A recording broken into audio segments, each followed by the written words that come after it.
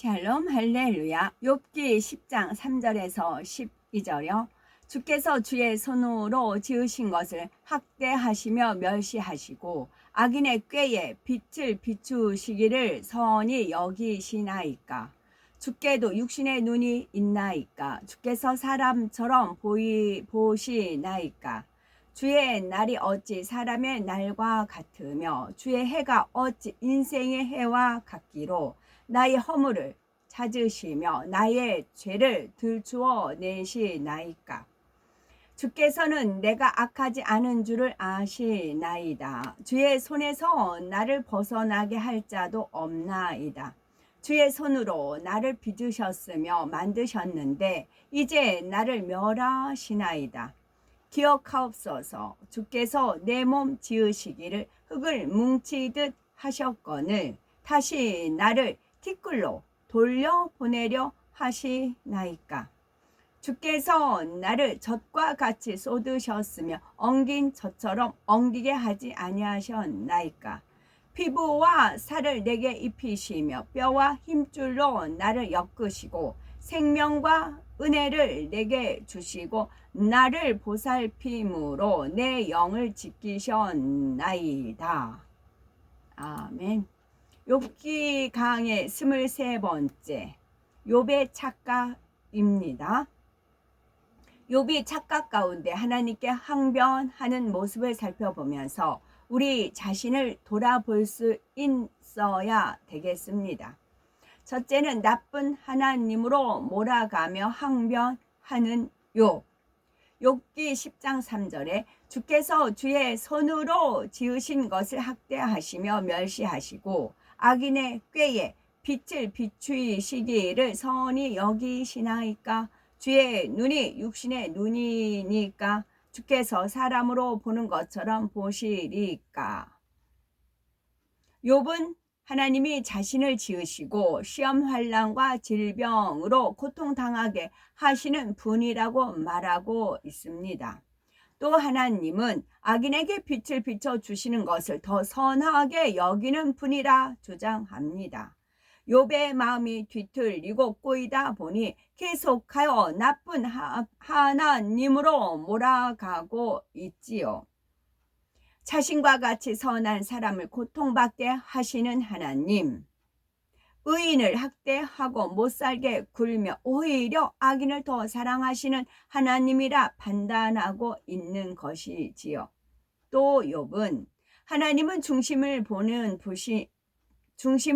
분이신데 어찌하여 사람의 눈으로 보는 것처럼 나를 보십니까? 친구들은 엉망이 된 내 겉모습을 보고 너는 죄가 있다, 너는 악하다 라고 말하지만 중심을 보시는 하나님은 내가 의롭고 정직함을 아실 것이니 마땅히 축복을 주셔야 하지 않습니까?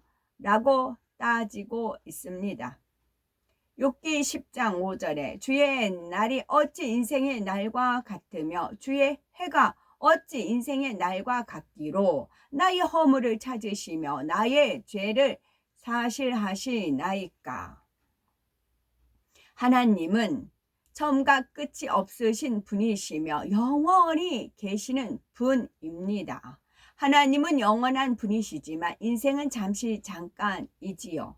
나는 잠시 동안 살아가는 존재인데 어찌 영원히 계시는 하나님과 동등하게 취급하시며 이렇게 고통스럽게 하십니까? 라고 항변하는 내용입니다. 욥이 하나님을 높여 축혀드리는 것 같지만 사실은 비꼬는 장면입니다. 영화롭고 광대하신 하나님이 하찮은 인생을 학대하고 정죄하며 쟁변하신다며 결국은 째째한 분이라고 빈정거리는 것입니다.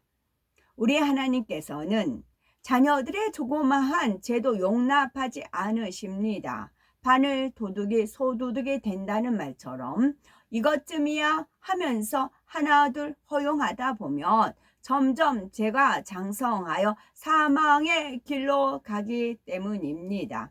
크든지 작든지 죄에서 돌이키기 전까지는 연단이 따를 수밖에 없습니다.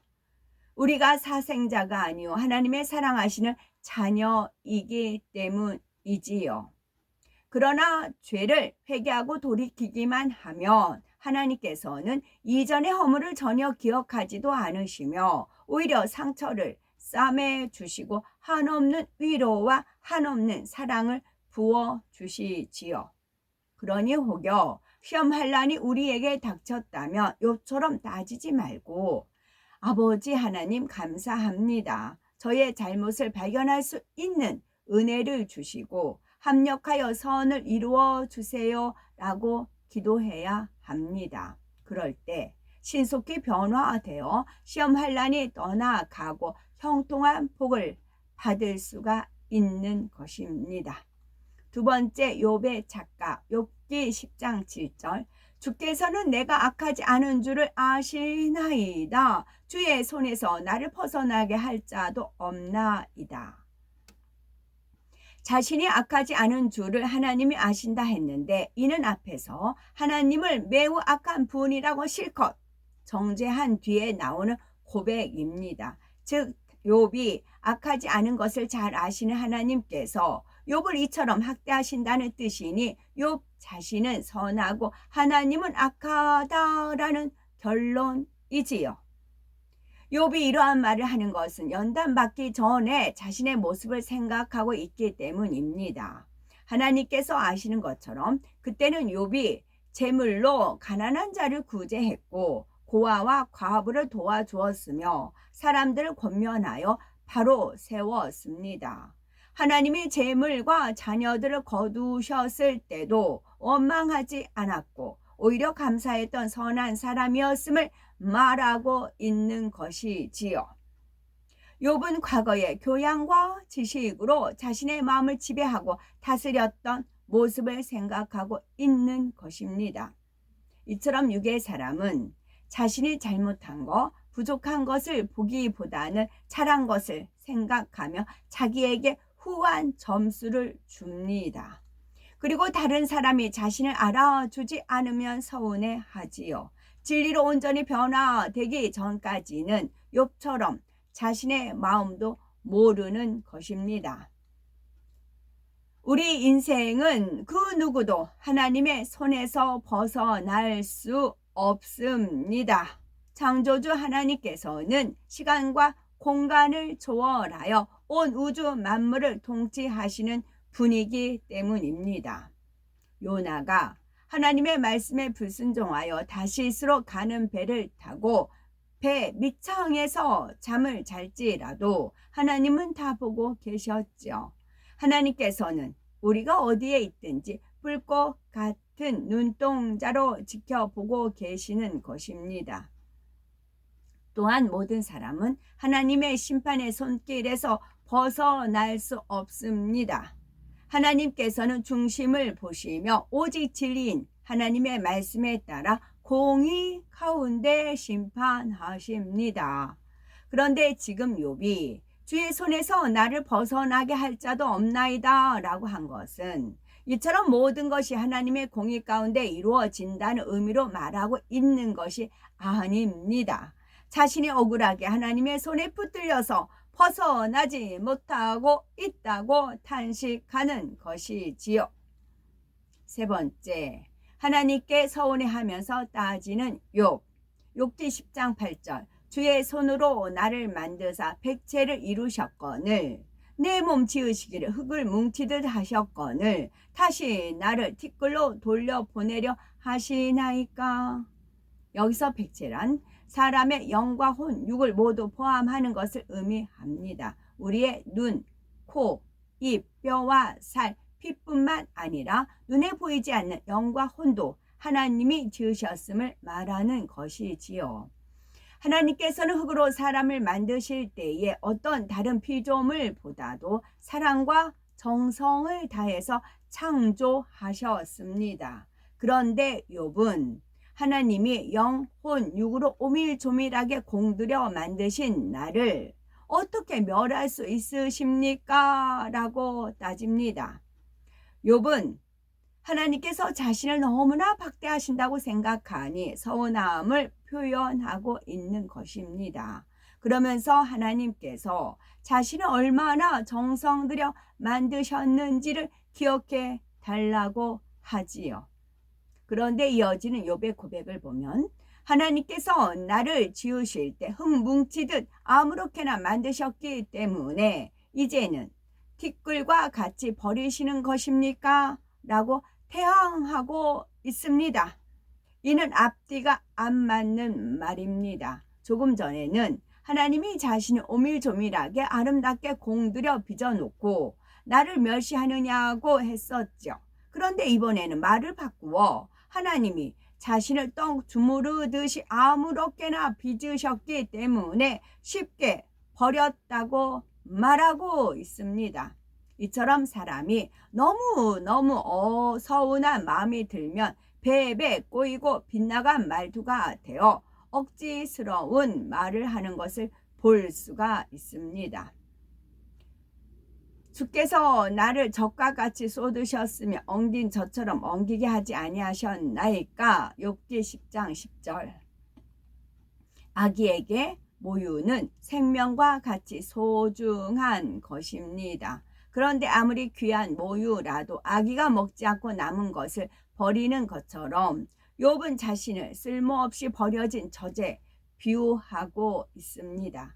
만일 남은 젖을 버리지 않고 그릇에 짜서 담아 놓은 채로 시간이 지나면 냄새 나고 덩어리로 엉겨서 먹을 수가 없습니다. 육적으로도 욥은 온몸이 악창으로 터지고 곰기를 반복함으로 몸이 엉겨있는 상태이기에 매우 적절한 비유라고 할 수가 있습니다.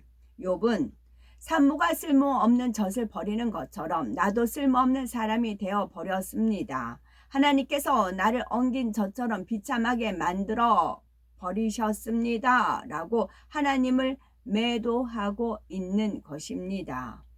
그러나 우리 하나님은 욥이 생각하는 것처럼 나쁜 하나님이 아니라 선과 사랑 자체이십니다. 이러한 하나님의 선과 사랑을 신뢰했던 선진들은 어떤 핍박과 죽음의 위협 앞에서도 하나님을 원망하는 일이 없었습니다. 초대교회 사도들은 신앙을 지키기 위해서 생명을 조금도 귀히 여기지 않았으며 비록 사자의 밥이 되고 칼로 목베임을 당한다 할지라도 끝까지 믿음을 지키며 기쁨으로 순교했지요. 초대교회 성도들도 이러한 믿음으로 고귀한 순교의 피를 흘렸기에 로마의 복음화는 물론이요 세계 복음화의 기초가 된 것입니다.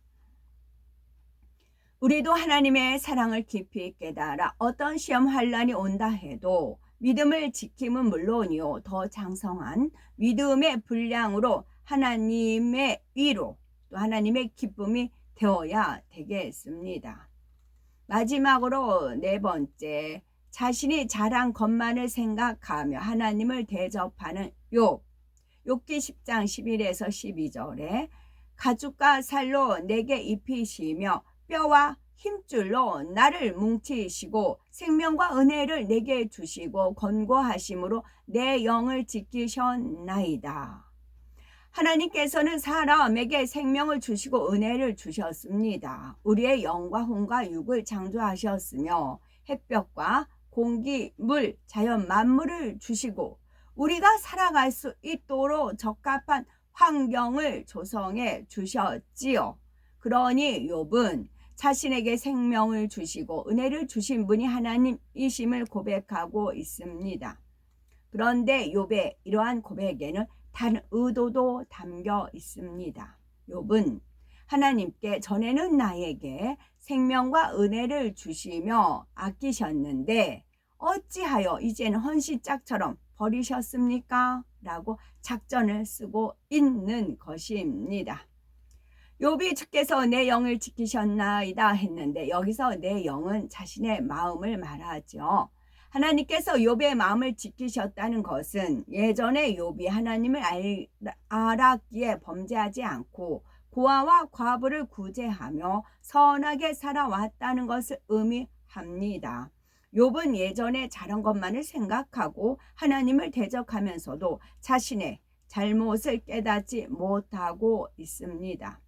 이와 마찬가지로 하나님을 사랑하고 믿음이 있다는 성도들 중에 진리를 온전히 깨우치지 못함으로 하나님의 뜻에서 빗나가거나 범죄하는 경우가 있습니다. 그러면 사단이 송사하여 시험이 올 수가 있는데, 이때 지혜로운 사람은 하나님 앞에 겸손히 무릎 꿇고 자신의 잘못을 찾으려 할 것입니다. 그렇지 않고 하나님, 저는 예배도 잘 드리고 기도도 열심히 했는데 또 온전한 11조 생활도 했는데 어찌하여 이러한 시험을 주셨습니까? 라고 따진다면 사단은 더욱 생각을 사로잡아 빗나가게 합니다. 그러다 보면은 결국 마음까지 사단에게 내주 악한 말을 쏟아낼 수밖에 없고, 한편으로는 그러지 말아야지 하면서도 자신을 이기지 못하니 점점 더 큰 죄를 낳아가지요. 그러므로 혹여 어려움이 왔을 때 겸손히 자신을 돌아보며 주의 종이나 믿음의 형제가 권면하는 진리의 말씀에 귀를 기울이는 지혜로운 복된 우리가 되셔야 되겠습니다. 아멘.